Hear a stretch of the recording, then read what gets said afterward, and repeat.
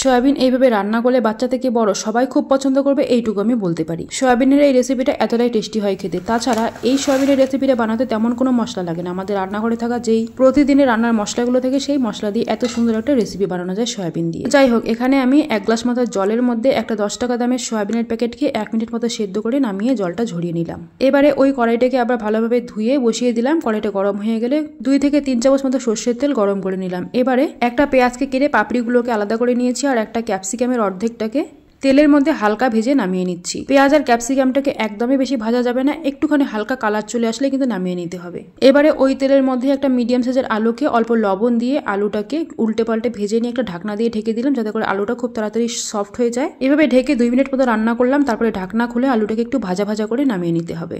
ভাজার সময় আলুটাকে একটু ঢেকে ঢেকে রান্না করলে কিন্তু রান্নার সময় আলুটাকে আর বেশিক্ষণ রান্না করতে হয় না, কেননা ভাজার সময় আলুটা অনেকটা পরিমাণ সেদ্ধ হয়ে যায়। এবারে কড়াইতে তেলটা কম মনে হয়েছে, তাই জন্য আরেকটু সর্ষের তেল যোগ করে দিলাম। আর ওই যে সয়াবিনটাকে সেদ্ধ করে রেখেছিলাম, সেই সয়াবিনটাতে আমি স্বাদ মতো লবণ হলুদ মেখে রেখেছি। এবার সয়াবিনটাকে উল্টে পাল্টে একটু লাল লাল করে ভেজে তুলে নিতে হবে।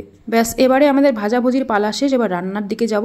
সয়াবিন আর আলু ভাজার সময় কড়াইটাতে কিন্তু অনেকটা লেগে গেছে, সেজন্য কড়াইটাকে আমি নামিয়ে ভালোভাবে ধুয়ে আবারও বসিয়ে দিয়েছি। এবার কড়াইটা গরম হয়ে গেলে 3-4 চামচ মতো সর্ষের তেল দিয়ে দিলাম দুটো ছোট এলাচ আর একটা মিডিয়াম সাইজের পেঁয়াজকে কুচিয়ে নিয়েছি, সেই পেঁয়াজ কুচি এখানে দিয়ে দিলাম। আর পেঁয়াজটাকে হালকা লাল লাল করে ভেজে এবার দিয়ে দিলাম একটা টমেটো কুচি। এবারে পেঁয়াজের সঙ্গে টমেটোটাকেও নেড়ে নিতে হবে। টমেটোটা যতক্ষণ একটু নরম হয়ে আসছে। টমেটো একটু নরম হয়ে আসলে দিয়ে দেবো আদা রসুন বাটা আর ঝাল বুঝে কাঁচা লঙ্কা কুচি। এবারে আদা রসুনটাকে কিছুক্ষণ ভেজে নেবো, যাতে করে আদা রসুনের কাঁচা গন্ধ না থাকে। তো দেখো, এই পর্যায়ে কিন্তু টমেটোটা পুরোপুরি নরম হয়ে গেছে। এবার দিয়ে দেবো স্বাদ মতো লবণ, হলুদ, লঙ্কা গুঁড়ো, জিরে গুঁড়ো আর স্বাদ মতো একটু চিনি। যেহেতু টমেটো দিয়েছি সেজন্য চিনিটা কিন্তু অবশ্যই দিতে হবে, তাহলে স্বাদটা খুব ভালো ব্যালেন্স হবে। শুকনো মশলা দেওয়ার পরে দিয়ে দেবো অল্প করে জল। এবার মশলাটাকে খুব ভালোভাবে কষিয়ে নিতে হবে যতক্ষণ না মশলা থেকে তেল ছেড়ে দিচ্ছে। দেখো, আমি কিন্তু এখানে 2 থেকে 3 মিনিট মতো সময় নিয়ে মশলাটাকে খুব ভালোভাবে কষিয়ে নিয়েছি। এবার আগের থেকে ভেজে রাখা আলুটাকে এখানে দিয়ে দেবো।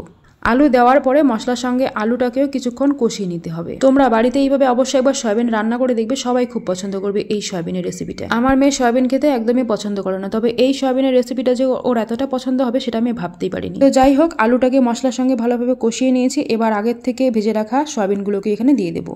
ভাজা সয়াবিন দেওয়ার পরে আলু আর সয়াবিন মশলার সঙ্গে আবারও 2 থেকে 3 মিনিট মতো ভালোভাবে কষিয়ে নিতে হবে। তবে হ্যাঁ, এই আলু আর সয়াবিন কষানোর সময় যদি মনে হয় যে একটুখানি জলের প্রয়োজন আছে, তাই অল্প করে জল দিয়ে সয়াবিন আর আলুটাকে খুব ভালোভাবে কষিয়ে নিতে হবে কিন্তু। তো দেখো, সয়াবিন আর আলুটাকে আমার কিন্তু ভালোভাবে কষানো হয়ে গেছে। এবার ঝোলের জন্য জল দিয়ে দিলাম।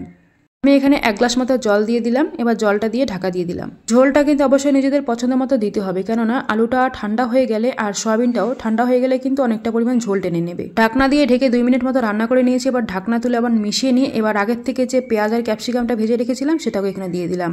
পেঁয়াজ ক্যাপসিকাম দিয়ে একটু মিশিয়ে নিয়ে এবার দিয়ে দিলাম 1/2 চামচ মতো গরম মশলা গুঁড়ো। গরম মশলা গুঁড়ো দিয়ে একটু নেড়ে চেড়ে নিয়েছি, আর বেশিক্ষণ কিন্তু রান্না করবো না। গরম মশলা গুঁড়ো আর ক্যাপসিকাম দেওয়ার পরে প্রায় 2 মিনিট মতো রান্না করে নিয়েছি। 2 মিনিট মতো রান্না করে নেওয়ার পরে কিন্তু নামিয়ে নিতে হবে। ক্যাপসিকামটা কিন্তু অবশ্যই সবার শেষে দিতে হবে। ধ্যান রাখতে হবে ক্যাপসিকামটা যেন কখনোই সেদ্ধ হয়ে গলে না যায়। ক্যাপসিকাম আর পেঁয়াজটা একটু শক্ত শক্তই রাখতে হবে। দেখো, আমার কিন্তু রান্না একদম কমপ্লিট। আমি এবার নামিয়ে নিলাম।